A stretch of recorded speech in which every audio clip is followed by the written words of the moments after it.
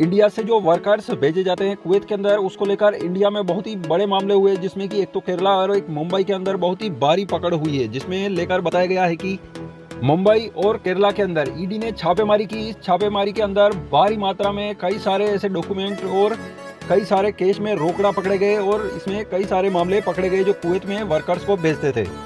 इस मामले में जहां छापेमारी की गई उसमें उथेन विटिन जोसेफ मैथ्यू के घर और उसके ऑफिस में छापेमारी की गई और ये वर्कर्स को कुवैत में भेजने का काम करते थे, जिसमें जो नाम रखा हुआ है इनके ऑफिस वगैरह का रिक्वायरमेंट फार्म मैथ्यू इंटरनेशनल करके ऐसा नाम है, जिसमें कि ये चलाते थे जहां पर छापेमारी की गई।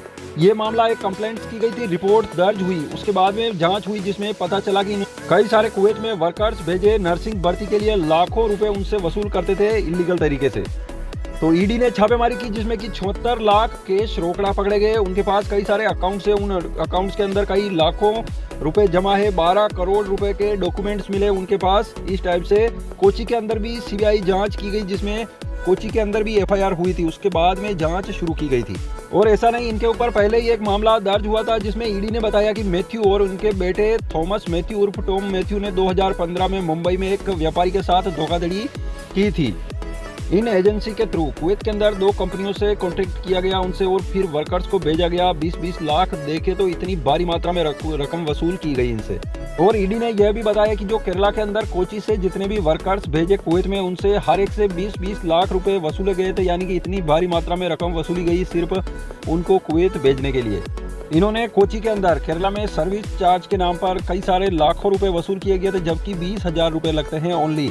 और इनके पास टोटल जो पकड़ा गया, इन्होंने अब तक इकट्ठा किया 205.71 करोड़ रुपए बताए जा रहे हैं, जो इन्होंने इलीगल तरीके से इकट्ठा किया। इनके बैंक अकाउंट से उनमें भी काफ़ी सारे रुपए हैं और 76 लाख उनके पास केस पकड़े गए हैं जब छापेमारी की गई थी।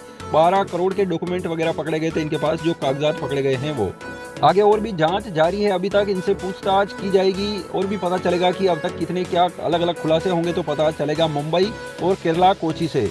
तो ऐसे कोई भी लोग हैं जो कुवैत में आना चाहते हैं या फिर किसी भी कंट्री में जाना चाहते हैं, तो पहले करेक्ट पता करें कि एक तरह से इतने रुपए खर्च होते हैं रियली में, या फिर ऐसे ही फ्रॉड किया जा रहा है या ऐसे ही वसूल किए जा रहे हैं। तो कुवैत में आते हैं तो इतना खर्चा नहीं होता है, चाहे इसमें 2 एजेंट भी शामिल हो जाते हैं कुवैत में आने के लिए, तो लगभग 3-4 लाख रुपए का खर्चा होगा एक शून की वीज़ा के लिए। तो इस टाइप से खर्चा फालतू में देने से बचें, इतने लाखों रुपए देने का कोई फायदा नहीं है। कुवैत में अगर काम मिला नहीं मिला, इलीगल तरीके से करते हैं काम, कहीं भी काम करते हैं तो पकड़े जाते हैं, तो कुवैत से निकाल दिए जाएंगे और ये कर्जा भी नहीं उतरेगा। चैनल को सब्सक्राइब जरूर करें ताकि कुवैत